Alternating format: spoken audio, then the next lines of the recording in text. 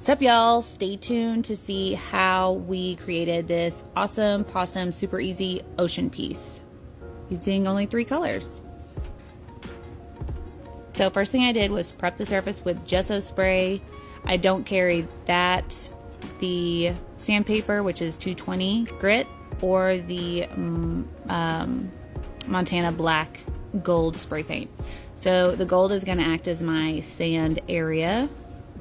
So now we need colors. This is Bowie. We're going to get some titanium white from Just Resin, some blue lagoon from Color Obsession, and some Bondi from Color Obsession. These are transparent tints, as well as some sparkle by using the abalone shell from Resin Art.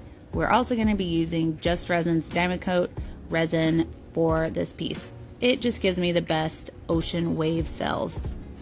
All this you can find on our website, artisttilldeath.com. So we're doing part B first, then part A, and mix it for 3 minutes, making sure you scrape the sides, the bottom of the cup, and your stir stick to ensure a complete mixture. So I'm going to separate all my resin into the size cups that I'm going to need for the amount of resin I need of each color. Bondi we're going to have the most of, then Blue Lagoon. I'm adding more drops of Blue Lagoon to make it darker. Now I'm adding clear to figure out where my shoreline's going to be. Lightest color goes first. Then I added a couple more drops to my Bondi to make it a little bit darker.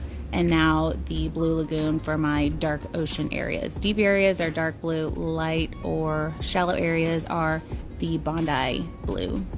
Now I'm just roughly mixing them together. That part doesn't really matter. Now I'm adding the white just in a thin line where the clear meets the sand. And now I'm edging it up because you really want it to touch both the sandy area and the clear. Now I'm using my platypus attachment to push back my white to create that rippled wave look. I have the platypus attachment on my website as well, artisttilldeath.com. And I'm tilting my surface at about a 45-degree angle to help everything flow backwards. Make sure you keep your heat gun moving so you don't scorch the piece. I'm using high heat and high airflow settings on my heat gun. I'm just fading out this back part.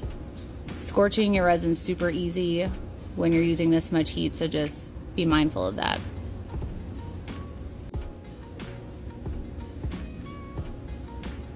This piece took literally no time and it looks so nice.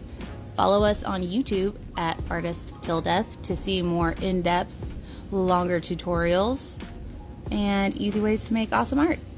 Bye.